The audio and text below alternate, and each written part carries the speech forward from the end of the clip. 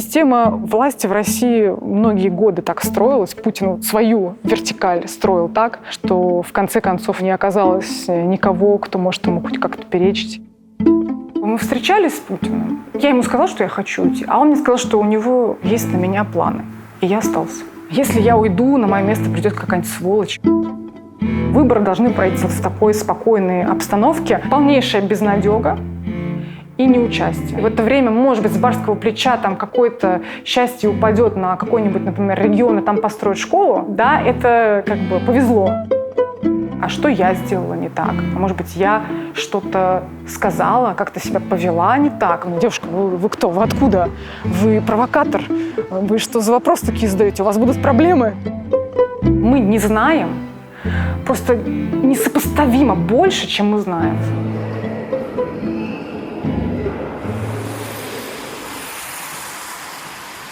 Это один из городов, в котором мы оказались после начала войны.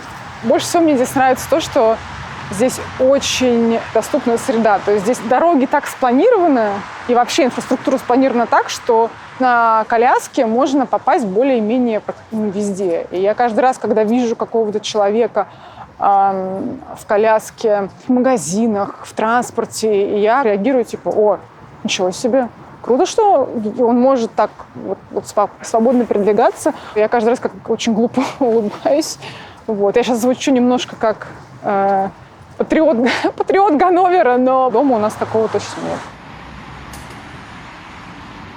Героиня этого прогноза Фарида Рустамова, прежде работавшая и в газете, и в РБК, и в «Медузе», и на BBC, а теперь основавшая собственное СМИ – телеграм-канал «Фаридейли».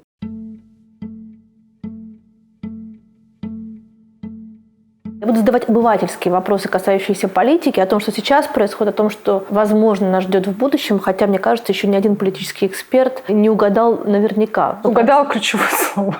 Но, тем не менее, я большая и преданная читательница вашего телеграм-канала, и все то, о чем вы пишете, в тех или иных пропорциях сбывалось. Главная сейчас интенция любого гражданина России – попытаться вот хоть чуть-чуть представить себе, что нас ждет дальше. Я понимаю, что у тебя нет источников в силовых ведомствах российских. Угу.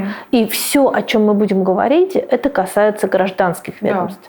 Да, это чиновники правительства России, Совета Федерации и Государственная Дума. Правильно? Ну, еще есть разные люди, которые...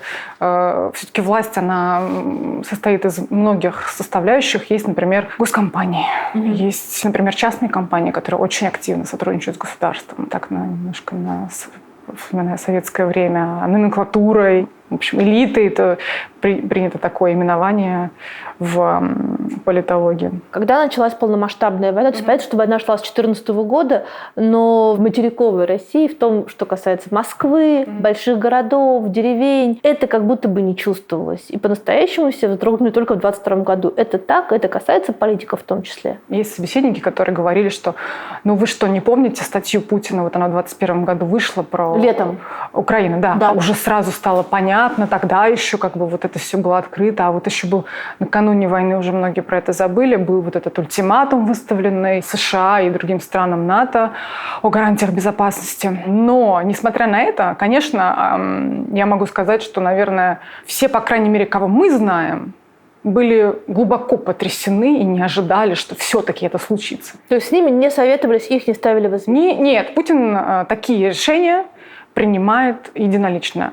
Точка. С точки зрения военной подготовленности, наверное, последние 10, чуть меньше лет, российское государство, власть, а точнее Путин, потому что такие вопросы решает только Путин. Сколько денег тратить на армию и вообще на оборону? Мы видели, как росли расходы. Мы видели, что они росли, и апогеем был 2017 год. И это было явной подготовкой. И вот иностранные, например, военные эксперты, они называли это вбрасывание огромного количества ресурсов в военную машину подготовкой к региональной войне. То, что они классифицируют как региональная война. Война с какой-то страной внутри региона. Почему мы не видели протеста со стороны элит против начала полномасштабной войны? Я спрашивала одного собеседника своего недавно, Вот он думал вообще, как уйти со своей должности? Как вообще он продолжает работать? И он мне сказал, ты знаешь, вот мы встречались с Путиным, я ему сказала, что я хочу уйти, а он мне сказал, что у него есть на меня планы. И я остался. Из того опыта общения с представителями российской власти, которые встречаются лицом к лицу с Путиным, которые с ним работают, мы знаем, что его коммуникация, она построена как вербовка. То есть он вербует людей, он знает, что им сказать, он знает, как залезть им под кожу и как их оставить рядом с собой. Я знаю многих людей, которые остаются работать в системе, и они себе вот разные придумывают причины для этого. Кто-то говорит, если я уйду, на мое место придет какая-нибудь сволочь. То есть вот на этой позиции хоть что-то хорошее можно делать для людей. И я застолбил это место и не ухожу с него, чтобы вот не пришел какой-нибудь там людоед. Другие люди считают, что Путин, война – это как погода. Это стихия, на которую у них нет возможности, сил повлиять. Поэтому они работают для того, чтобы простые люди меньше подвергались вот этому буйству этой стихии. Значительная часть людей, которые сейчас составляют российскую верхушку, это люди, которые и согласны, и поддерживают. Да, санкции ударили по ним, но есть определенные выгоды для того, чтобы оставаться на своих местах. Какие это выгоды? Владение большими ресурсами, то есть деньги. Власть. Собственно, что еще нужно? Прежде они могли эти ресурсы как-то потратить с блеском, а теперь они не могут выехать за пределы России. Их это устраивает? Я думаю, что это устраивает, конечно, не всех. Как говорил один из наших знакомых, к жопе тоже привыкаешь. И кроме того, нельзя сказать, что мир закрыт для них. Они ездят в Дубай, они ездят на Мальдивы, они ездят в другие страны, которые открыты для них и прекрасно себе живут. У них есть деньги, они, может быть, как-то там пострадали, но нашли пути, да, как вот сохранять свой образ жизни близкий к тому, что было раньше. Никто из этих людей не имел ни одного намерения поговорить, может быть, с Путиным или с кем-то. Почему? Говорили. О том, что хорошо бы остановить войну? Насколько нам известно, в самом начале предпринимались попытки представителей экономического, скажем так, назовем это финансово-экономического блока, пытались объяснить Путину последствия, экономические последствия, к которым приведет вот эта война. Вот нам рассказывали, что ты не можешь пойти к Путину и сказать, ты что, с ума сошел? Какая война? Нет, так никто не может. Таких людей нет в системе, они очень давно отфильтрованы. Но вот со своего уровня некоторые люди, о которых мы говорим, Алексей Кудрин, возможно, это делали другие люди, которые считаются представителями условных либералов. Кудрин говорил, что российская экономика откатится к началу 90-х. Но, насколько мы знаем, такие разговоры прекратились достаточно быстро. Когда стало понятно, что это не закончится ни через месяц, ни через 2, ни через 3. К этому моменту, если мы, насколько мы знаем, уже любые попытки хоть как-то донести, что это недопустимо, это нужно прекращать, они остановились. Насколько война действительно серьезная часть сегодняшней политической повестки в России? Наверное, последние несколько месяцев как минимум. Я слышу повторяющийся какой-то, иногда даже похожие фразы о том, что война нам на пользу, что мы по-другому не можем как-то собраться, сплотиться, а вот сейчас мы, сплоченнее некуда просто. Мы так никогда не были, никогда такими едиными не были, и что мы в таком режиме, может быть, это судьба наша такая . То есть война воспринимается не как трагедия, не как драма, не как сама по себе война, а как некая экономическая реальность. Да.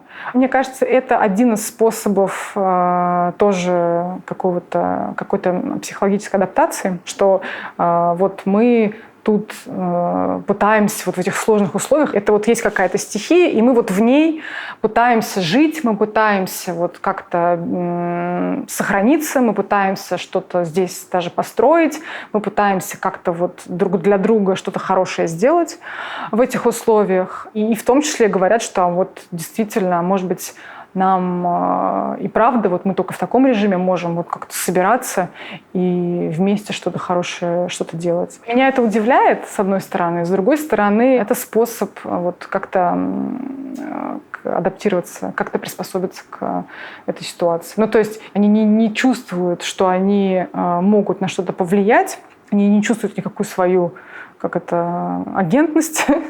И это, в общем, понятно, потому что из года в год российский истеблишмент фильтровался очень жестко. И это годы вот этого вот отбора. Нет какого-то политического сознания, политических каких-то амбиций, да, у людей, которые работают во власти. У них вот есть функция, и они ей следуют. И сейчас действительно многие, да, говорят, что, может быть, это все правильно. Правильно начальник начал эту войну. Важно просто, чтобы люди знали об этом. Когда мы говорим о том, что в российской политике имеют влияние разные башни, что обычно имеется в виду? Что это за башни? Я не уверена, что башни существуют. Под башней, мне кажется, подразумеваются какие-то вот крупные влиятельные группы, у каждой из которых есть деньги, власть какая-то определенная, которые объединены общим интересом. Мне кажется, их не существует, и довольно давно. Есть одна башня – это Путин. Дизайн политической системы, он построен на противодействии вот возможным каким-то коалициям, объединениям, потому что это представляет опасность для действующей власти. И поэтому атомизация, вот размежевание, одна группа, какая-то группка грузется с другой, вот это нормальная ситуация для Путина. Может быть только одно место, куда можно прийти, что-то попросить, попытаться на что-то повлиять, это его кабинет. Это вот к нему. Все. Никаких других влиятельных точек, влиятельных людей, групп быть не должно. Я слышала, что там даже решаются вопросы о том, что какому-то важному человеку в России нужно получить квартиру в определенном месте. Там могут решаться абсолютно любые вопросы. Пиарщики Кремля, они строят вот эту картину какого-то, что есть такой небожитель Путин, который вот в эти вот мелочи жизни какие-то не вникает. И он сам тоже делает вид, там, что не знает, кто такой вот этот блогер, да, вот ваш вот этот берлинский пациент, как он Навального там называл, что он не знает, кто такой Юрий Шевчук и так далее. Вот он любит делать вид, что он как бы выше этого, он такой весь там в каких-то думах о России, какие-то глобальные катаклизмы, геополитика и так далее. Это все полная ерунда. Искренний его интерес, конечно, составляет это. Он мыслит и видит себя какой-то, мне кажется, уже в категориях каких-то больших исторических личностей. Но при этом, конечно, там, порешать какие-то вопросы, в принципе, более-менее любого масштаба, конечно, к нему можно... Ну, как бы к нему еще надо попасть, а это довольно сложно.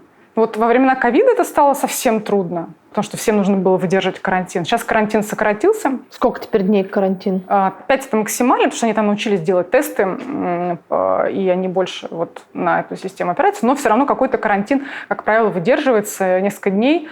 Но бывают случаи, когда люди вообще не карантинятся, он там может спонтанно принять решение куда-то прийти, и люди делают тесты. Выход о Путине – это самый большой политический капитал, который можно иметь сейчас в России. А позвонить ему по мобильному телефону можно? Нет, я не думаю, что это возможно по мобильному телефону. Но я думаю, что это спецсвязь, конечно. Вот эти вот вертушки, старые вот эти советские бежевые. Он иногда звонит там по какому-то мобильному, мы видим, вот, не знаю, там, болтает с какой-нибудь девочкой, там, звонит и там какой-нибудь ей делает подарок, обещает ей построить. Там, не знаю, детский сад или школу, да, вот эти все пиарские его мероприятия. Когда он, да, неизвестно с чего мобильника он говорит, там, не знаю, у кого он одолжил, у Пескова, у ФСОшника или еще кого-то. Но это же не его телефон. Как же он в шарики играет? Ну, я не знаю, как он живет без шариков. Ну, как-то, видимо, живет. Я думаю, он в хоккей любит играть. Это ему заменяет. Вообще любит отдыхать. Он очень любит создавать образ вот этого... что он очень много работает. что прям вот без устали, особенно сейчас. Вот пока российские оппозиционеры ругаются в Твиттере, Владимир Путин уже начал избирательную кампанию. Он очень активен в последнее время, он проводит огромное, прям очень много мероприятий, у него может быть там 3-4 мероприятия в день. Это реальные мероприятия, которые проходят в тот день, в который они анонсированы? Сейчас, мне кажется, да. Если опубликован телефонный разговор на сайте Кремля или встреча какая-то личная в кабинете именно, скорее всего, это консервы. А другие, да, происходят вот когда они, собственно, транслируются. Я понимаю, почему ты спрашиваешь, потому что очень много конспирологических теорий. Из-за закрытости власти вот эти все конспирологические теории рождаются. Например, моя любимая конспирологическая теория – это, конечно, двойники. Вы не верите в двойников? Я нет. Я не удивлюсь, если потом окажется, что у него есть двойники. Но я об этом спрашивала, честно спрашивала у нескольких людей. Из того, что мне говорили, нет. Моя любимая теория – это, что Путин – это он такой большой, сильный, высокий. Мне вот одна знакомая говорила: слушай, он же сильный, здоровый, большой мужчина. Я говорю, в смысле? Да нет. Он такой не очень большого роста, пожилой человек. Знакомый смотрит телевизор и говорит: а вот кажется, что он такой прям вот... это телевизионная картинка, которую, да, для него делает, и такое впечатление он производит. Создается иллюзия, что он много работает, а на самом деле он... Что подразумевать под работой? У Путина есть work-life balance, у него есть любимые резиденции, у него есть любимые какие-то хобби, у него есть какой-то определенный сложившийся образ жизни. И, конечно, он там не упахивается. Нет, когда надо, конечно, вот, например, сейчас он понимает, что у него на носу избирательная кампания. Ему нужно утвердить снова, доказать снова, всем показать, переутвердить, что вот он сильный, он самый сильный, в трезвом уме, все контролирует, полон сил и идеально здоров. Ему это нужно сделать, потому что очень сильно была подорвана его имидж мятежом Пригожина, поэтому он сейчас вот фигачит вот эти мероприятия одно за другим, встречается постоянно с молодежью, все время старается находиться в окружении молодых людей. Задача показать, что они все его любят и поддерживают, что молодежь за Путина. Это главное. Это естественным образом случившаяся вокруг него молодежь или это массовка? Нет, там нет случайных людей. Вокруг него вообще нет случайных людей уже очень давно. Когда он приходит на завод, это тоже не случайные люди? Или когда он оказывается на улице в Мариуполе, это тоже не случайные люди? На улице в Мариуполе тем более. Нет, случайных людей там практически нет. Очень много свидетельств накопленных за все последние годы. Журналисты используют распознавание лиц и обнаруживают, что там такой-то, такой-то, такой-то участник встречи с Путиным, это там, не знаю, родственник какого-нибудь там местного МЧСника, я не знаю, его дочь, жена, бабушка, сестра. То есть там как бы очень фильтруют людей жестко. Кажущаяся спонтанность – это все ерунда.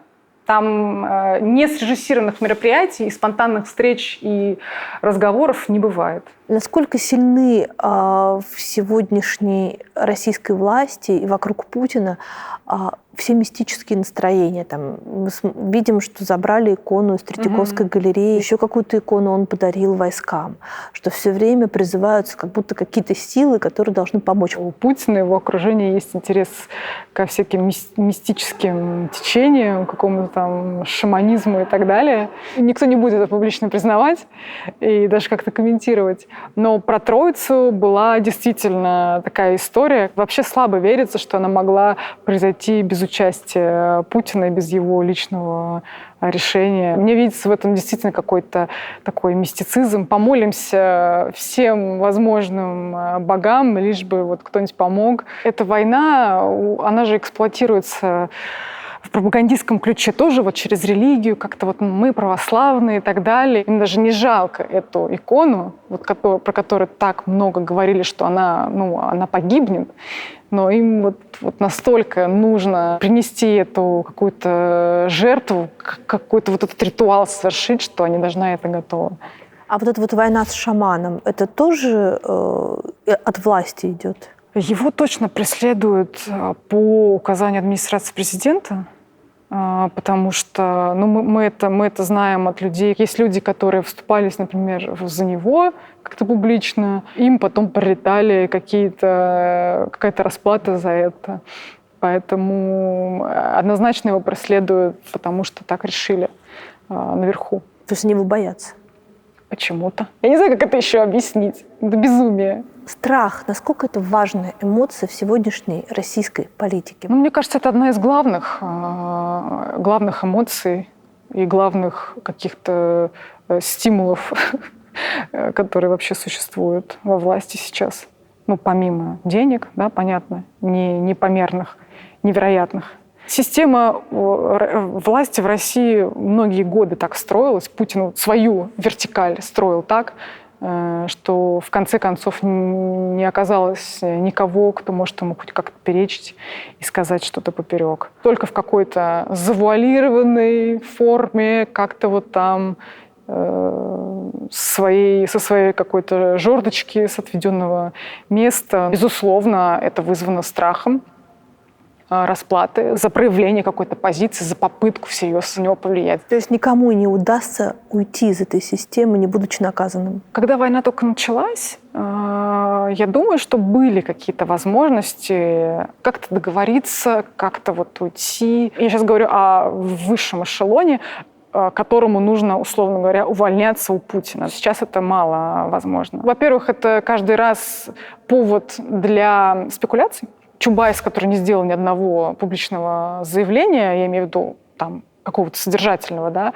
и не выступил по существу против войны, ничего об этом не сказал, все равно про него писали, про него говорили, что вот он не согласен, из-за этого он ушел и так далее. И это при том, что это человек, который уже давно не обладал какими-то значимыми ресурсами, не занимал какую-то важную позицию, очень давно не принадлежал никакому ближнему кругу и так далее. То есть был довольно далеко и на пенсии. А если кто-то на гораздо более значимые должности решит сейчас уйти, ну, трудно это представимо, кроме каких-то совсем, не знаю, тяжелых обстоятельств, не знаю, болезней. Показывать, что вот система, она такая, что она успешно функционирует, что она монолитна, что, значит, все работают вместе, и все согласны, и всем хорошо, это очень важный элемент. Угрозу так или иначе многие чувствуют, многие, мне кажется, ее не признают.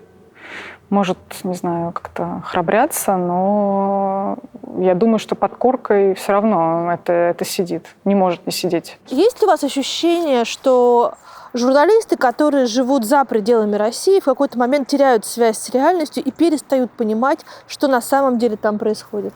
Мне кажется, сохранять или не сохранять связь с реальностью российской – это в определенном смысле выбор.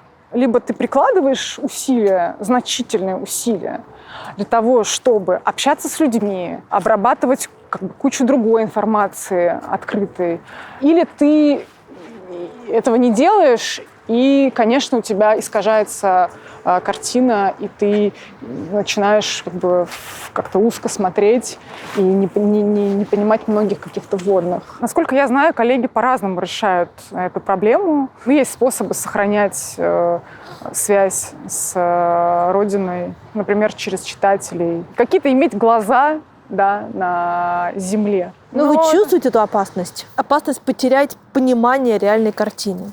Когда я говорю, что нужно прикладывать усилия для того, чтобы как-то быть на связи, да, с российской реальностью, это реально много усилий. То есть прям иногда все равно кажется, что ты не все понимаешь. Но в Фаридейле да. Вы делаете не одна. Да, как минимум вас двое. Нас двое. Это не секретик, что вы с Максимом Тавкайло не просто партнеры по работе, но партнеры в жизни?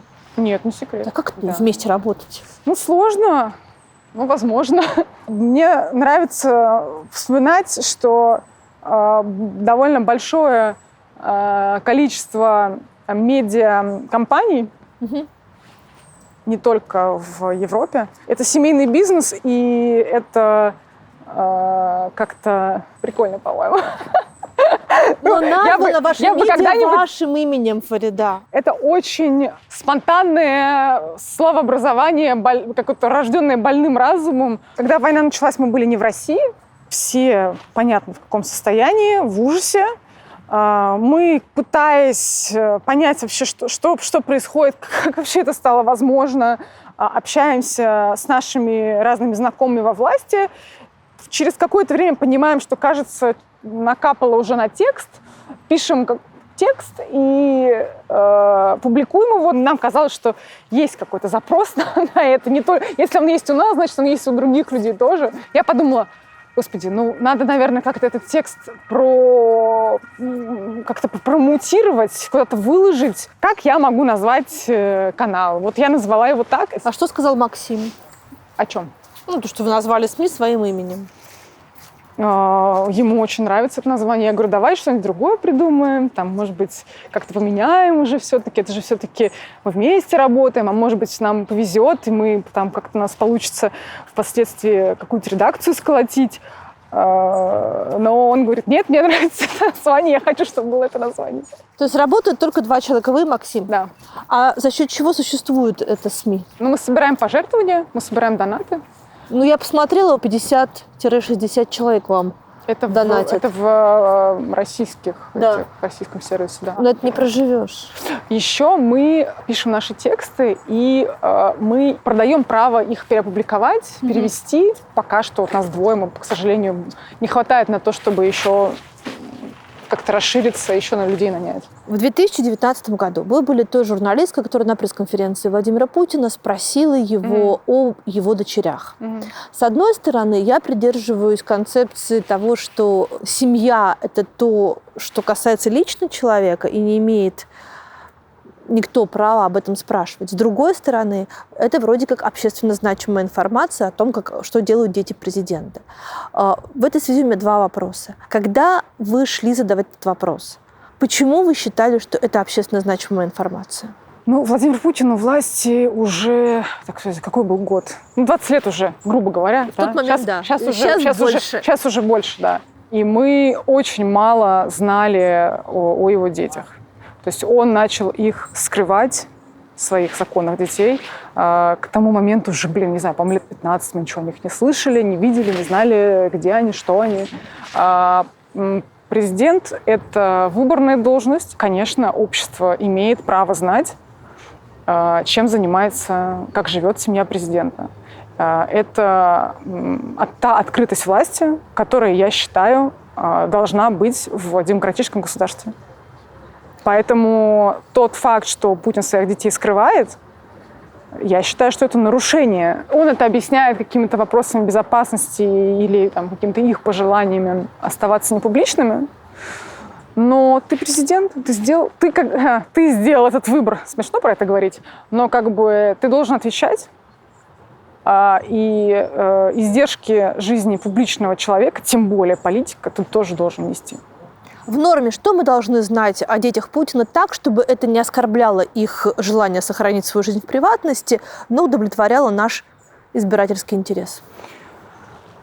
Как минимум мы должны знать, за кем они работают, как они выглядят, где они живут, какие у них есть интересы в жизни и все остальное. Это уже, наверное, если только это не коррупционные бизнес-интересы, это, наверное, уже, можно оставить для личной жизни.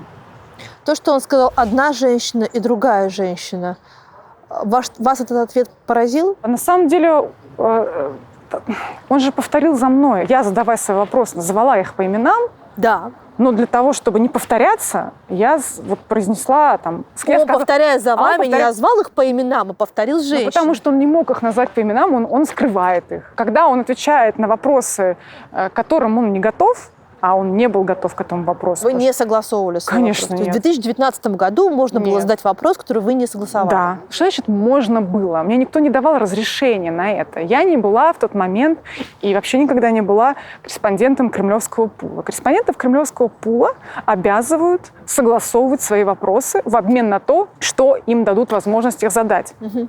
Я не была корреспондентом Кремлевского пула, и я не согласовывала свой вопрос. А как так получилось, что до вас очередь? Это была не очередь. Вообще президентская пресс-конференция – это весьма унизительное мероприятие для человека и для журналиста. То есть раз в год его святейшество просто соизволит спуститься на землю и вот с этими букашками-журналистами несчастными уделить им минут своего внимания. Я считаю, что так не должно работать. Президент должен отчитываться гораздо чаще, он должен общаться с журналистами гораздо чаще, чем это делает Владимир Путин. Сейчас он там вообще уже полностью оторвался. А раньше хоть что-то было. Вообще пресс-конференция 2019 года это было среди его вот этих ежегодных пресс-конференций последнее мероприятие, когда на эту пресс-конференцию можно было относительно свободно аккредитоваться. В чем унизительность этого мероприятия, помимо прочего?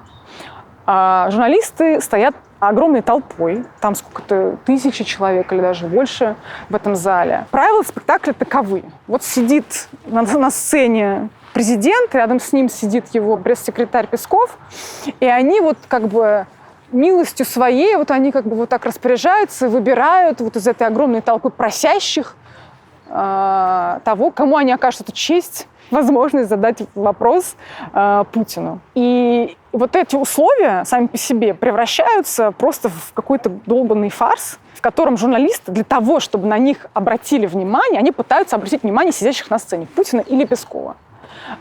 Ходят с этими дебильными плакатиками. И я тоже была с дебильным плакатом, который я сделала для того, чтобы у меня была возможность, как бы какая-то надежда, что у меня получится задать вопрос. О чем мой вопрос? Тема. Нужно как бы одним словом. Про что? Про семью. Вот я и пошла с этим.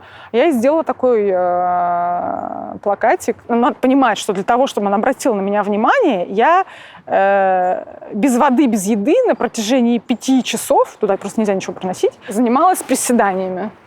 То есть вот это вот, чтобы поднимала плакат, опускала, садилась, вставала. То есть это еще такое физически тоже унизительное мероприятие. Видимо, он подумал, что про семью это что-то вот там, про традиционные ценности, про Петра и Февронию, еще что-то. Он завершал уже пресс-конференцию и хотел, чтобы этот вопрос был последним. А я-то знала, про что будет вопрос. Не про то, что он думает. И я как бы очень нервничала. И там получилось смешно, что он хотел завершить этим вопросом, думая, что это вопрос про что-то там светлое, вечное, доброе. Но оказалось, что вопрос неприятный, и поэтому он дал еще один вопрос кому-то задать. Он рассердился? Ну, кажется, да. Я помню, что тогда коллеги, я тогда в BBC работала, они использовали какую-то нейросеть, которая там считывала эмоции для того, чтобы проанализировать это видео с его ответом на вопросы. И эта нейросеть считала его, вот эти выражения его лица как отвращение, ненависть, еще что-то такое. Когда пресс-конференция закончилась, ко мне подошел сотрудник ФСО, спросил меня, кто я. Только что мое лицо было на этом экране, там было написано, я же представилась, было подписано, кто я. Он как-то, видимо, напрягся, сказал: девушка, вы кто, вы откуда? Вы провокатор.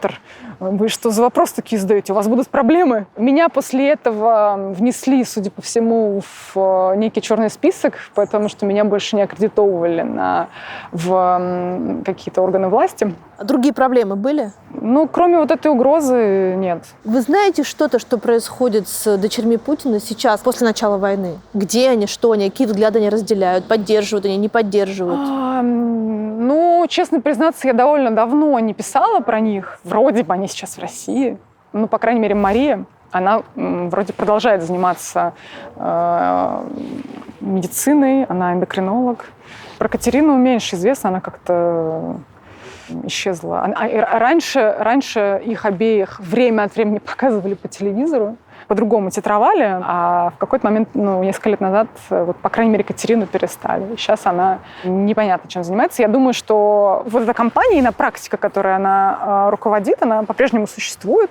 У них там есть куча каких-то медийных проектов, которыми они, как-то ни странно, занимаются. Есть еще какая-то соцсеть, которую они пытаются развивать там безуспешно. Парадоксальная вещь. То есть если люди так сторонятся публичности, зачем их показывают по телевизору? Мне кажется, что вот есть что-то родственное с тем, что, вот знаете, семьи там, чиновников или там, около государственных или государственных вот этих бизнесменов, богатых людей России, которые связаны со властью, они часто же попадаются на вот эти инстаграмы их жен, инстаграмы их детей. Вот они как-то хотят вот показывать, как они живут своим друзьям, но часто и не только, и вообще окружающему миру, демонстрировать свой роскошный образ жизни. И хочется, и колется, то есть вот хочется как-то быть, да, в публичном пространстве, как-то присутствовать, что вот эту свою избранность как-то демонстрировать, но при этом признавать, что, да, говорить, что вот мы дети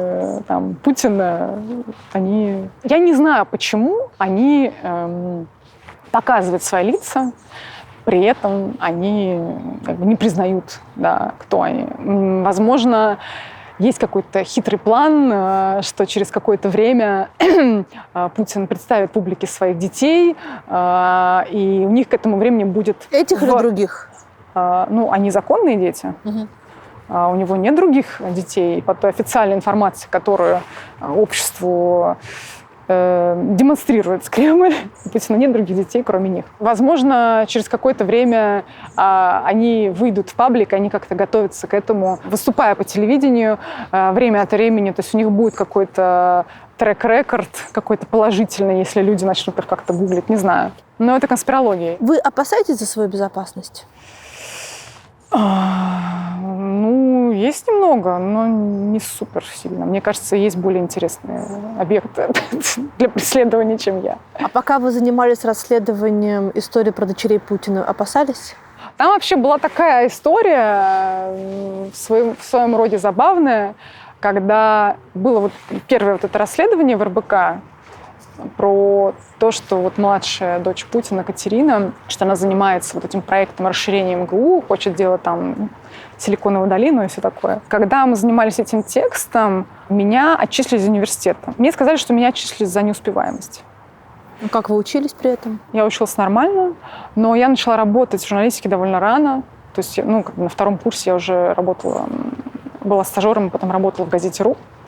И потом ушла работать в РБК. Но на журфаке было... Ну, это как бы поощрялось. Но почему-то тот факт, что я работала в РБК, как-то не очень понравился. Возможно, потому что уже тогда было понятно, что жизнь РБК будет в том варианте, да, в той редакции яркой, но короткой.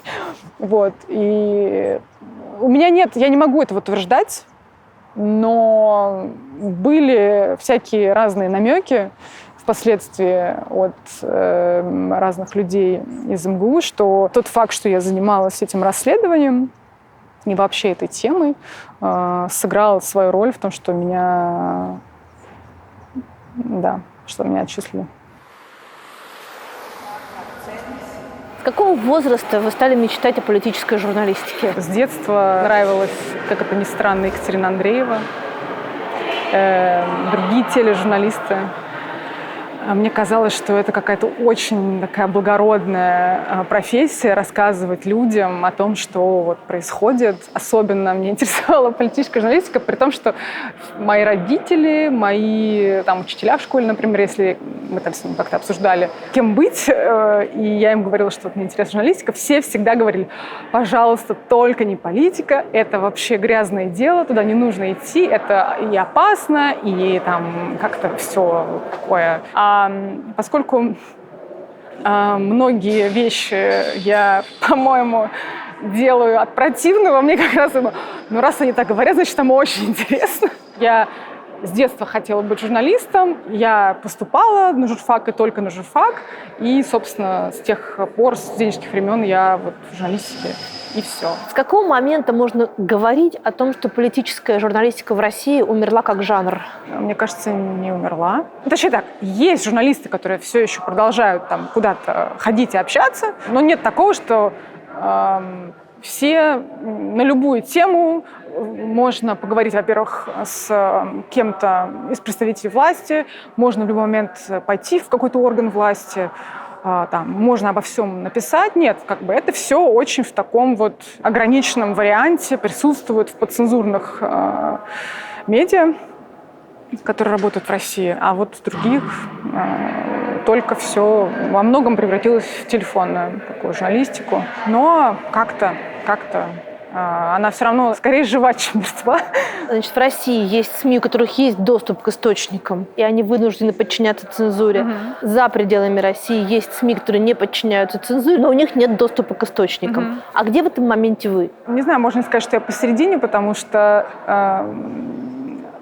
работать без цензуры вот в этом пространстве по темам, да, на которые мы пишем, это очень трудно, и общаться очень трудно, потому что, мне кажется, даже если, условно говоря, там в России было бы какое-то совершенно неподцензурное и свободное, не боящееся ничего медиа, которое бы там недолго, но красиво просуществовало, да, сейчас, именно вот сегодня, все равно было бы очень трудно добиться доступа к источникам, потому что люди боятся вот этих токсичных контактов.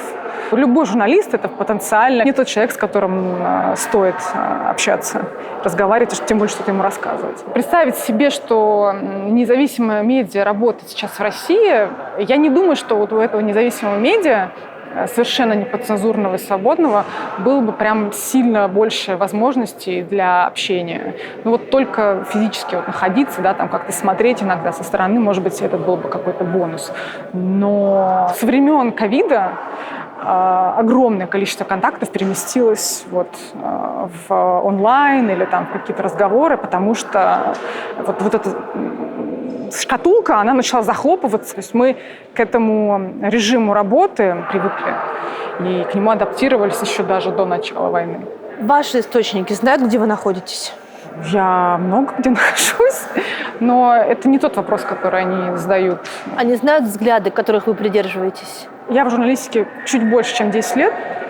Я никогда не работала в подцензурных медиа, поэтому люди, с которыми я в разное время общалась или общаюсь, они не всегда спрашивают, где именно я сейчас работаю. Они знают, что я делаю, и им этого достаточно.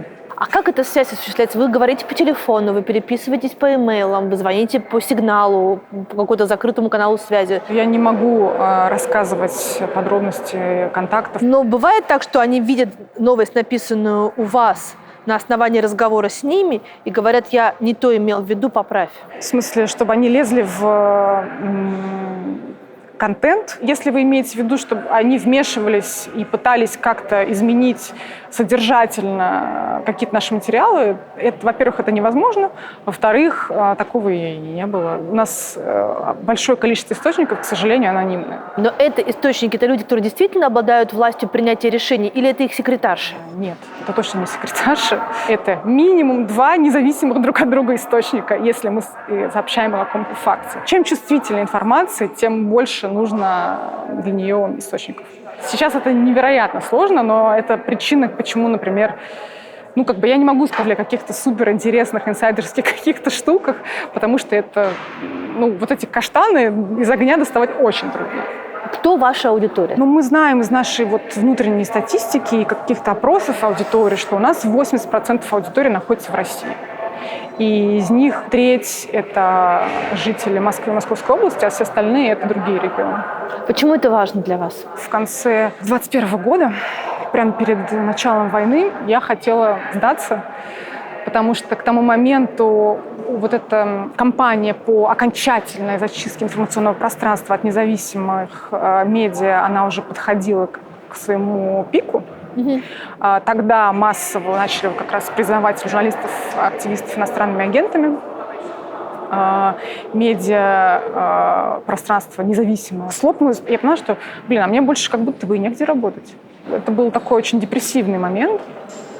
И я думала о том, чтобы прекратить работать в политической журналистике, вообще в независимой журналистике, может быть, сменить профессию, чтобы меня не посадили в тюрьму. Потом началась война, и в этот момент я поняла, что, кажется, вообще это то самое время, когда кажется, что наоборот, этим важно заниматься, важнее просто никогда не было. И я почувствовала вакуум и такой дефицит информации, что если я могу что-то дать, я буду это делать. Пространство, в котором мы можем работать, оно очень ограничено. Но если мы хоть что-то, хоть малейшие какие-то, что-то вообще можем вот в этой замочной скважине поглядеть и рассказать людям, мы должны это делать, потому что это больше никто не сделает. Аудитория в России, они чувствуют себя брошенными, оставленными, одинокими. У меня нет другого вообще интереса, кроме как помогать этим людям, не чувствовать, что они сумасшедшие, и не чувствуют, что им никто не поможет.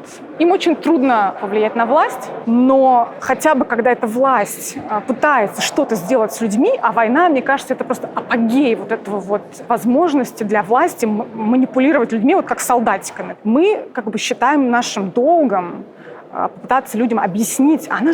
Власть же очень замазывает, вот, как бы, они же очень редко вот прямо говорят, что они хотят сделать. Вот я сейчас, например, говорю о всех этих законах, которые они принимали для того, чтобы максимально взять мужское население в тиски и при необходимости мобилизовать его, отправить его на войну. Мы с этого языка чиновничьего переводим на русский и объясняем, что реально они хотят сделать. Что о каких законах сейчас речь идет? Это целый огромный пакет, даже не один пакет законов, которые власти приняли с начала 2023 года.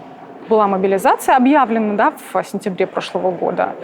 Все мы знаем, какой она получилась. А с точки зрения власти, какой она на самом деле получилась? Принято считать, что на Минобороны как бы наезжал только Пригожин, ныне то ли погибший, то ли нет. Но в каких-то разговорах, личных, мы сталкивались с большим количеством, скажем мягко, критики в адрес Минобороны. От чиновников же. Да, мне говорили, что про них я вообще не хочу говорить, потому что я сейчас наговорю вам такого, что меня за это То есть очень ничего, кроме матерных слов, людям не приходило в голову. Я сейчас не оцениваю с моральной точки зрения, потому что лично я бы не хотела бы, чтобы мобилизация прошла великолепно и чтобы всех отправили на войну, кого хотели. Но то, как этот процесс был организован, каким он в итоге получился, вскрылся очень большой бардак и вскрылась вот эта ригидность. Российская власть вообще, она умеет учиться, это нужно признать. Они приняли решение эту систему изменить, сделать ее более удобной для себя. Цель более эффективно рекрутировать людей на войну.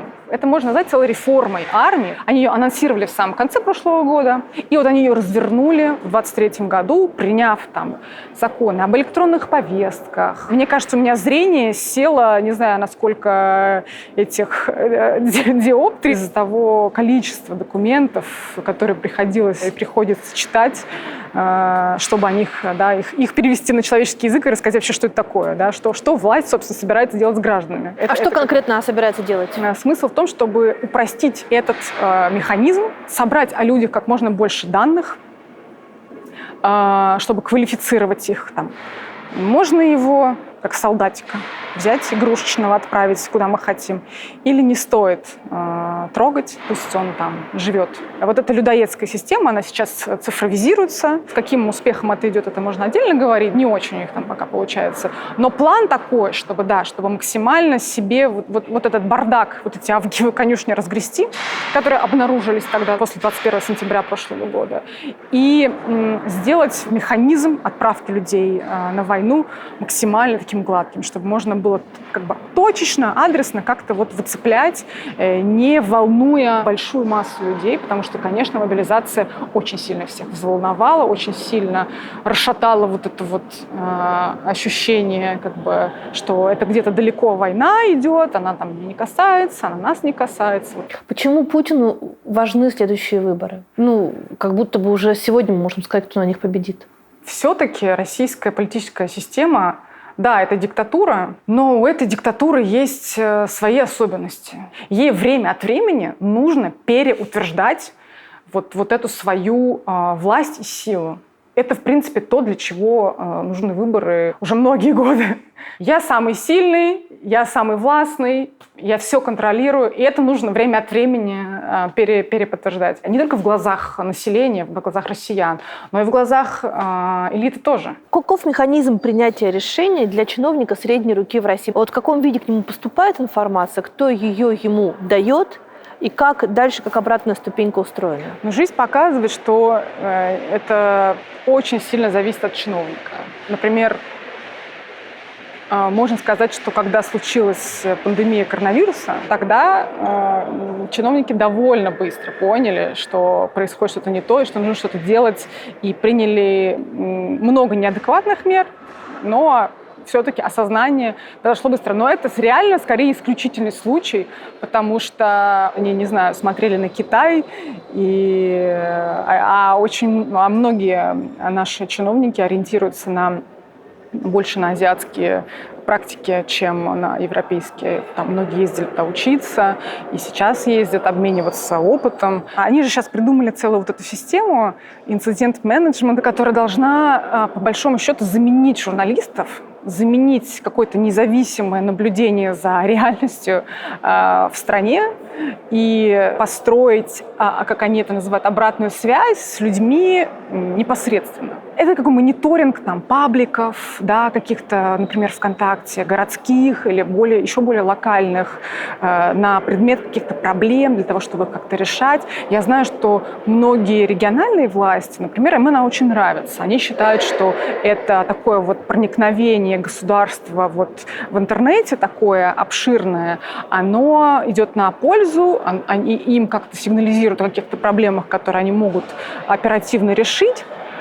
Но мне кажется, что это изначально порочная история. Не может не быть вот этого независимого какого-то, грубо говоря, аудита, какого-то наблюдения.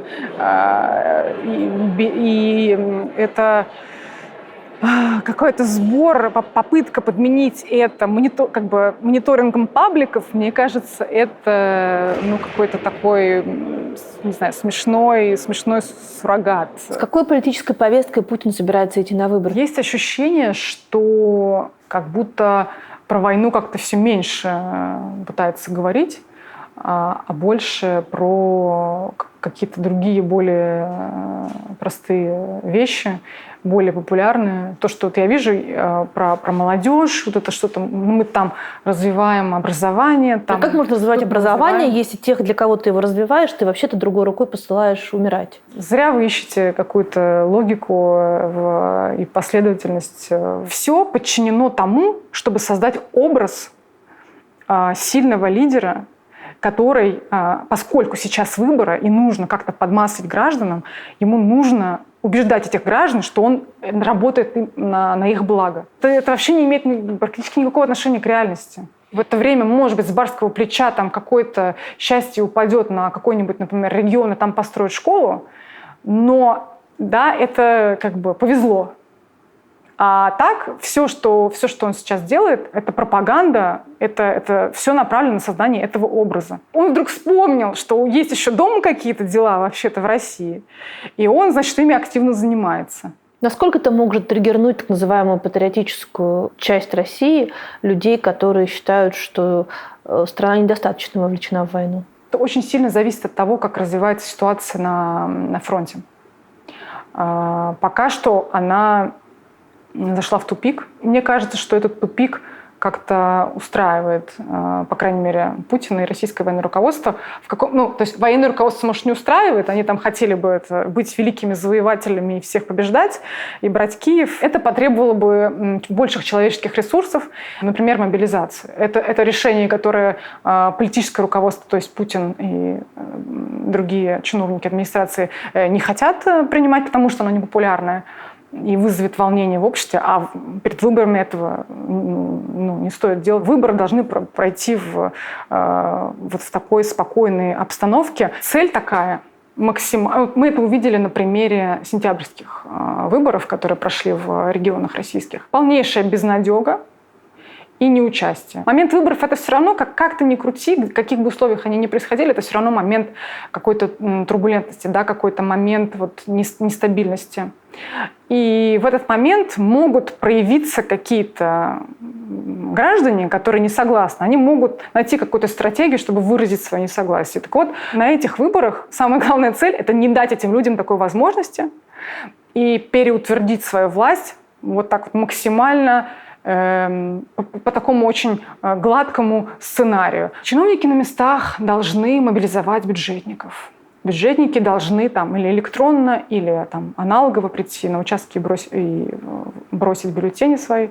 Дальше там по цепочке избирательные комиссии должны правильно все посчитать. ЦИК должен там как-то вот тоже намешать так, чтобы выглядело поближе к тому плану, который, значит, себе нарисовала администрация президента, основываясь на ощущениях Путина. То есть каждый участник, каждый актер в этом спектакле должен сыграть свою роль, и они хотят, чтобы этот спектакль прошел максимально гладко. То есть он не будет предъявлять обществу никакой программы внятной? Ни заключения мира, ни эскалации войны, ничего нового. Это будут опять какие-то, судя по всему, нацпроекты в каком-то новом их изводе.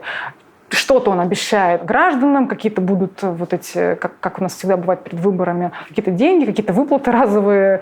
Да? Это всегда такой подкуп происходит. Но никакой сверхидеи. А какая она может быть? Мир или война? Я не думаю, что что-то, что касается войны, это будет вообще в повестке. Да. Пока не похоже, что война – это вообще какая-то часть повестки вот его президентской кампании, если это вообще можно так назвать. Если в выборном списке будет Леонид Слуцкий, что лично вы будете чувствовать в этот момент? Вы были одной из тех, кто обвинял Слуцкого в домогательствах, и вы говорили, что после этого кейса он политический труп. Но смотрите, как высоко взлетел этот труп. Нет, его участие в президентской кампании никаких чувств у меня не вызывает само по себе. Но мне кажется, это довольно показательная история, что человек, которого не только я, а довольно большое количество других женщин обвинили в том, что он их домогался, ему за это ничего не было.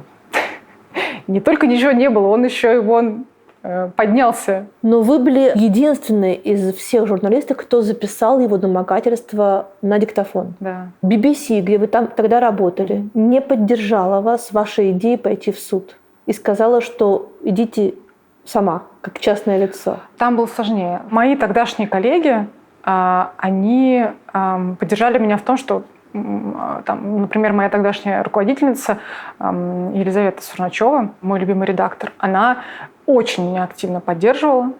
Она ходила со мной в Госдуму. И вот когда была вот эта комиссия по этике, странное мероприятие, вот. И внутри было очень много поддержки со стороны коллег и снаружи тоже. У меня было ощущение иногда, что у меня какой-то день рождения, потому что такое огромное количество каких-то добрых слов и слов поддержки я тогда получила, невероятное. В самой BBC была более сложная ситуация. Я не уверена, что я могу про это рассказывать. Я имею в виду вот эти все подробности корпоративные. У вас NDA какой-то? Нет, не по этому поводу. Я же просто оттуда уволилась. По этому конкретному поводу у меня не было никаких отдельных NDA, если что.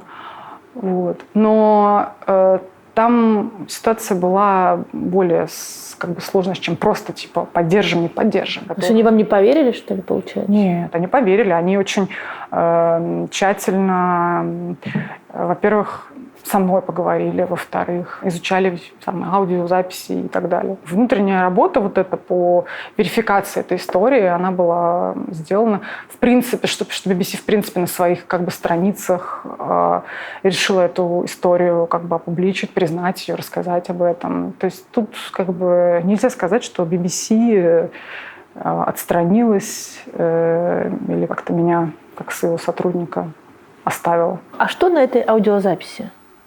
На этой аудиозаписи наша встреча с ним. И что он там говорит? Ситуация была такая. Туда в Госдуму приехала председательница французской партии «Национальный фронт» Марин Ле Пен. Вот, у меня было редакционное задание написать про это. Это был канун президентских выборов во Франции. Да, мне просто сказали, попробуй какие-нибудь комментарии взять, что-нибудь узнать, с чего она приехала, потому что было много спекуляций, и не только спекуляций, на тему ее сотрудничества с российскими властями, что российские власти ее как-то, может быть, материально поддерживают. Это потом там вскрылись разные истории. Вот. И да, у меня было задание поговорить про это со Слуцким. Слуцкий тогда был председателем комитета, Международного комитета Госдумы. И на этой записи, собственно, наша с ним встреча. То есть я пришла к нему, чтобы об этом поговорить. Мои попытки не увенчались особым успехом, потому что он в этот момент почему-то начал себя вот так неадекватно вести. Как неадекватно? Нет, я не к тому, что я не буду о них говорить, или я как-то прошу вас об этом не спрашивать, просто чтобы вы понимали, что это что-то, что я как-то стараюсь все-таки немножко вытеснить из своей памяти и поменьше об этом думать. Собственно, что там было? Я зашла, я задаю ему вопросы, он вместо того, чтобы на них отвечать, начинает говорить какие-то скабрезности, типа вот ты ко мне редко приходишь, ты что-то там со мной не общаешься и так далее. Сама эта тематика не была моей какой-то профильной, там вот эта вся международная политика. Я все-таки больше про внутреннюю политику писала в тот момент. Он начал ходить по своему увешанному иконами кабинету вокруг меня, и в какой-то момент он ко мне подошел и начал меня трогать. Я офигела от этого. Помимо того, что я этого не ожидала, его кабинет в этот момент был закрыт, он его закрыл изнутри. Он все-таки очень такой крупный человек, и мне было просто страшно как-то, не знаю, энергично сопротивляться. Я замерла и сказала ему: зачем вы это делаете, что вы вообще делаете, вы понимаете, что это пиздец, что вы делаете. Он там что-то ответил: я не трогаю, я только чуть-чуть, вот что-то такое. В общем, продолжил вот эти какие-то мерзости говорить, и я как-то там отползла и ушла спустя там несколько минут. Дверь он открыл? Да, он меня выпустил. Я вышла, не поняла вообще, что это было. Я не могла понять, то, что произошло, это это ужасно. Как мне это для себя квалифицировать? Что мне делать? Просто в тот момент в нашем журналистском сообществе не было какого-то жесткого неприятия такого поведения. Это считалось одним из вариантов нормы. Так бывает. Ньюсмейкеры пристают к журналисткам. Так бывает. Со мной этого не было никогда до этого и после. И в целом была культура, когда мужчины-журналисты, чаще всего это были мужчины, женщины тоже поддерживали эту культуру, в которой считалось, что нужно как-то иногда можно пофлиртовать с ньюсмейкерами. Это все очень такие тонкие материи, да, грани допустимого. Грань между флиртом и домогательствами. Моим ориентиром в этом смысле всегда была Лиза Осетинская. Она была моим руководителем в РБК, которая, когда какие-то мои коллеги говорили, что вот, Фарида, чего ты не знаю, платье не наденешь, ты молодая, красивая, я бы на твоем месте ого-го.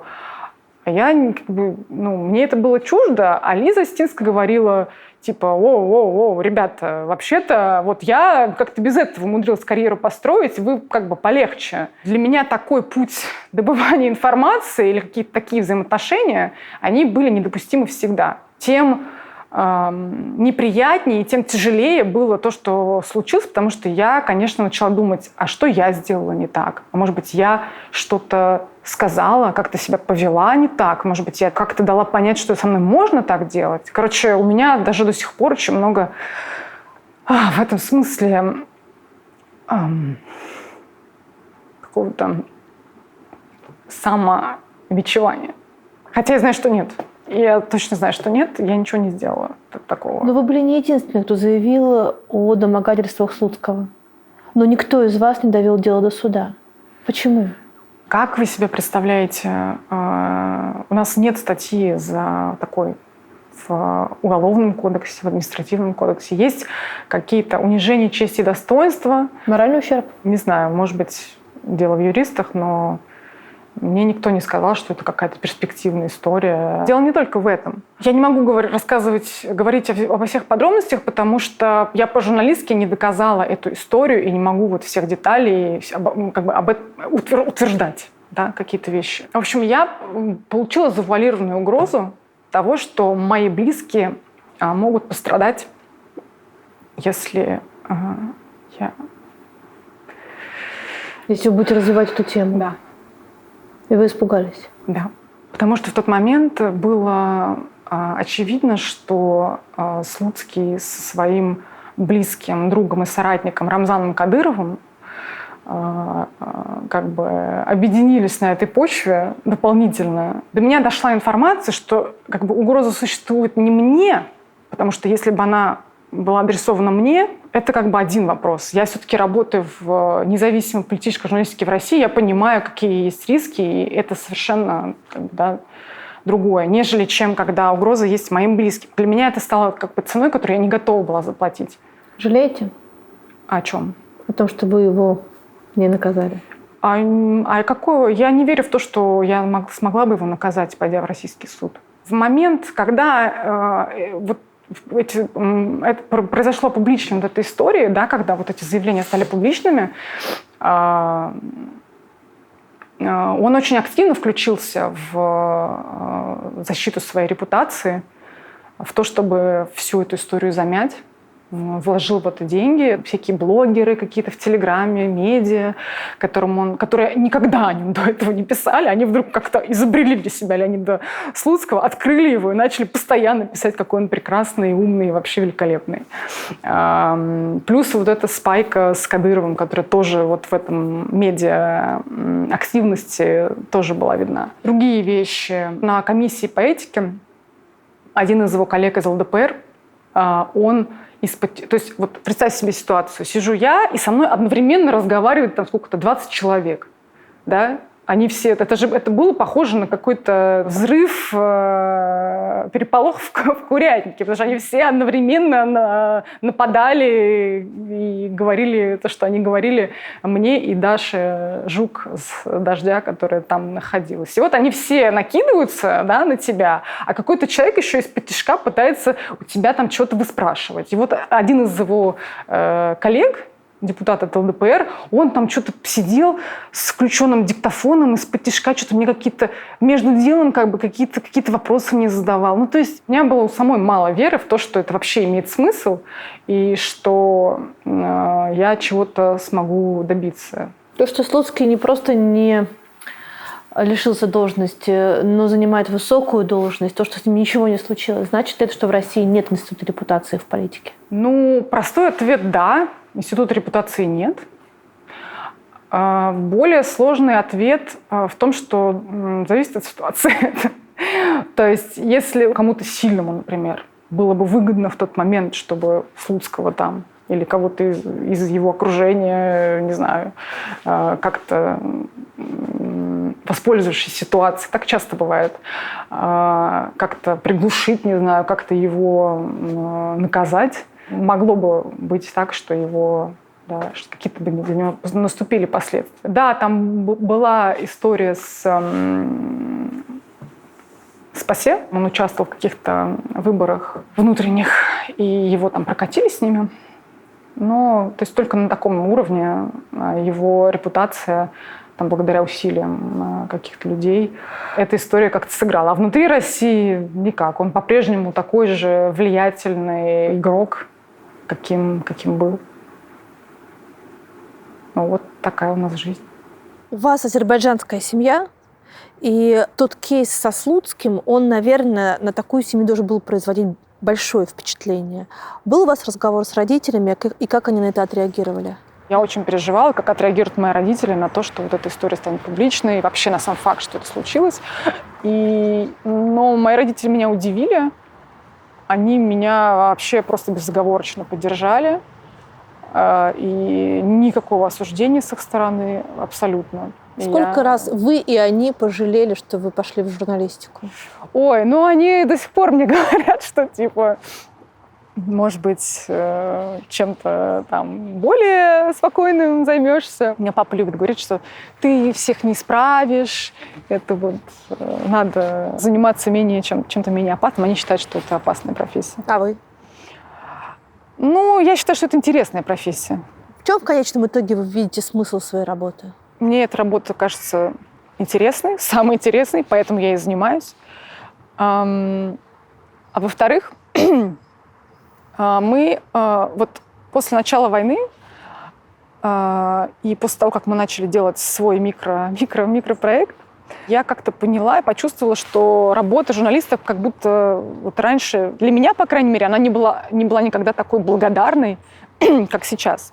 Потому что мы получаем огромное количество обратной связи от наших подписчиков. Иногда мне кажется, что это единственное, что меня вообще держит. Моя последняя нервная клетка — это наши подписчики, которые пишут нам, что пожалуйста, не останавливайтесь, пожалуйста, продолжайте, пожалуйста, пишите, пожалуйста, объясняйте вот все вот эти вот хитросплетения, что там они делают. Пожалуйста, не оставляйте нас. И иногда я получаю такие трогательные сообщения, что я просто как бы думаю, блин, я не могу остановиться, потому что люди, вот наши подписчики, им это нужно. И это очень согревает. У меня такого никогда не было, правда.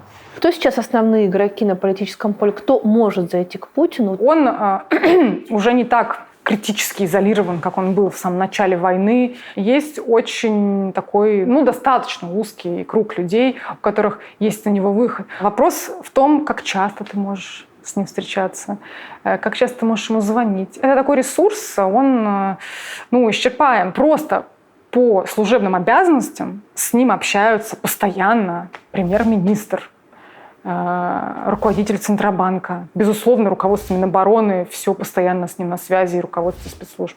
Раз в неделю, как минимум, он иногда по видеосвязи, иногда лично встречается с постоянными членами Совбеза. Я бы сказала, что наиболее регулярно общающиеся с ним люди — это как раз постоянные члены Совбеза. Это узкий круг, это называется Малый Совбез. В него входит премьер-министр, председатель Совета Федерации, председатель Госдумы, все высшие силовики туда входят. И они раз в неделю почти. А кто не по долгу службы с ним встречается? Известно, что его ближайший консильере – это Юрий Ковальчук. Мы очень мало об этом знаем. Возможно, потому что мы не очень хорошие журналисты, но нужно понимать, что колоссальные усилия государства предпринимали для того, чтобы журналисты ничего не знали и ничего не выдавали во внешний мир, чтобы ничего ниоткуда не утекало. Это целая, если хотите, война информационная, которая объявлена была обществу. То есть мы в своей крепости, вы ничего о нас не узнаете.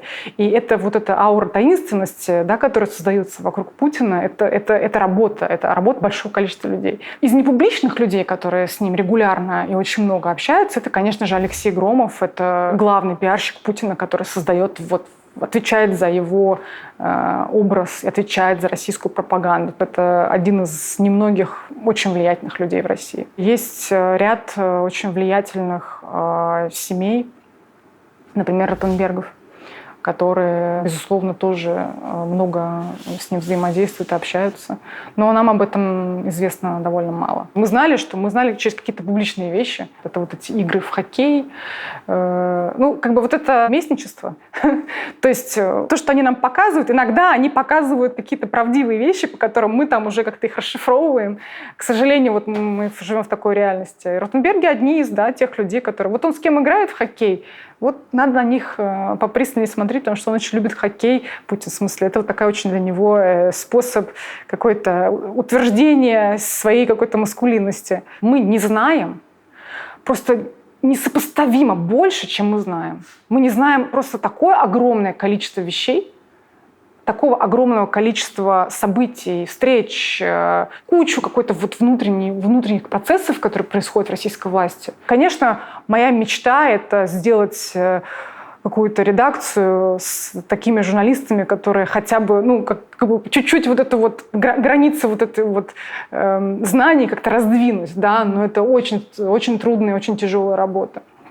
Но российская власть сделала просто все для того, чтобы мы знали просто минимальное какое-то количество вещей о том, что они там на самом деле делают. Все ходы, они скрыты от нас. То, что власть показывает, публично, это практически всегда что-то искаженное. То есть это какое кривое зеркало. Я, по крайней мере, вижу какой-то свой долг в том, чтобы все-таки не останавливаться и все-таки рассказывать хоть что-то, хоть немножко. Потому что иначе это совсем какой-то будет такой вообще полностью закрытый какой-то черный ящик.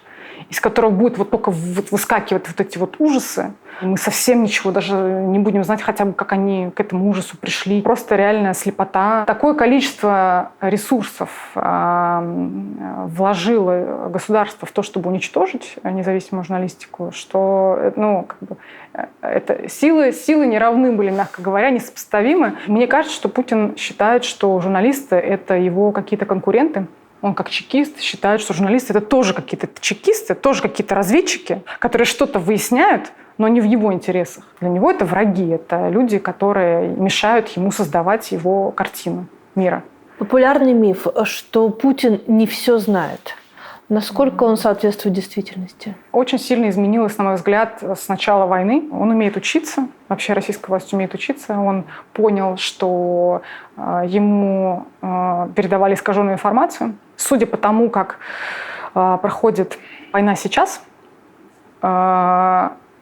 они провели работу над ошибками, и уже какая-то искаженная картина, которая ему представлялась, ближе к реальности стала. То, что он не все знает, знаете, вот опять же, мне кажется, что вот во многих политических каких-то событиях можно допустить, что там он не во все вникает, но я точно не верю, знаете, то, что он говорит там, что он не знает, кто есть Алексей Навальный, кто есть там какой-то другой человек. То есть по каким-то критическим важным моментам решения он принимает сам, но они всячески это скрывают. Важно, мне кажется, понимать, что в России огромная власть над российской политической поляной имеет ФСБ.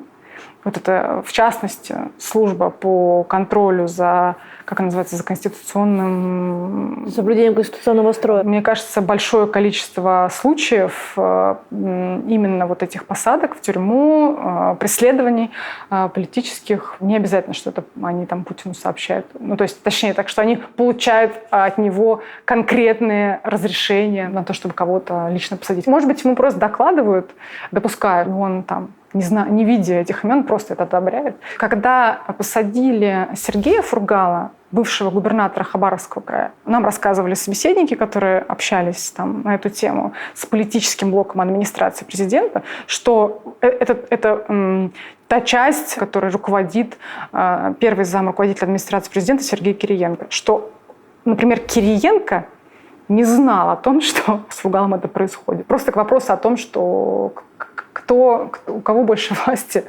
сейчас. У Кириенко или у ФСБшников? Да. Насколько влиятельный человек Никита Михалков сегодня при Путине? Насколько он вхож к нему? У меня есть большие сомнения по этому поводу. Безусловно, у него есть доступ, но я, честно говоря, не думаю, что это что он прям часто с ним общается. Мне кажется, Путину не до этого. Он лично все-таки занимается войной, и у него много других дел.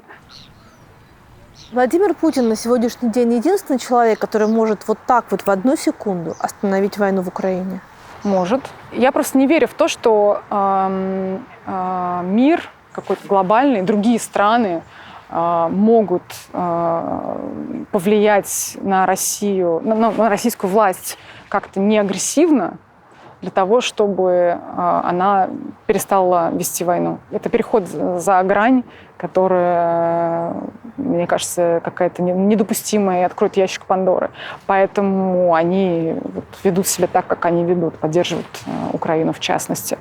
Но да, я считаю, что да, кроме него особо никто не может это сделать. Он сосредоточил в России, если мы говорим про Россию, столько власти в своих руках. Во власти нет людей, которые могут именно на это решение повлиять, как минимум. Да, на другие особо тоже. Сколько времени просуществует то, что существует сегодня? Я тут довольно пессимистично настроена. Я вижу, что власти Путина особенно ничего не угрожает. И если, все пойдет по какому-то инерционному сценарию, он вообще не собирается никогда, не то что не уходить, умирать не собирается, как-то он считает, он до последнего, да, держится за власть, за свое кресло. И я не думаю, что есть предсказуемые какие-то обстоятельства или предсказуемые какие-то факторы, которые могут повлиять на то, что именно что Путин потеряет власть. мне как-то прям сложно себе это представить. Выберите, пожалуйста, милосердие или справедливость. Хочется сказать ни то, ни другое, а хочется сказать правосудие. Свобода или стабильность? Если под стабильностью имеется в виду, что россияне бесправные и не имеют никакой политической воли и не могут жить свободно, то какая же это стабильность? Правда или безопасность? Ну, опять же, если безопасность — это Федеральная служба безопасности, то Родина или истина?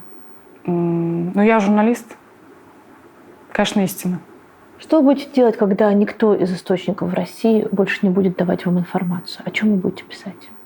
Есть много разных способов все-таки освещать ситуацию в России. Информационная журналистика существует не только на инсайдах, но и на анализе разных данных. Будет сложно, но возможно. У меня нет планов менять профессию, у меня нет планов как-то оставлять то, что я делаю, оставлять своих читателей, подписчиков. Мне кажется, что другая Россия точно наступит. Очень большой вопрос, какой она будет. Она точно не станет внезапно каким-то райским садом со всеми демократическими свободами, со справедливым судом, без репрессивных законов, дискриминации и прочего. Это точно не случится вот так. И это точно, я думаю, что это точно не случится скоро.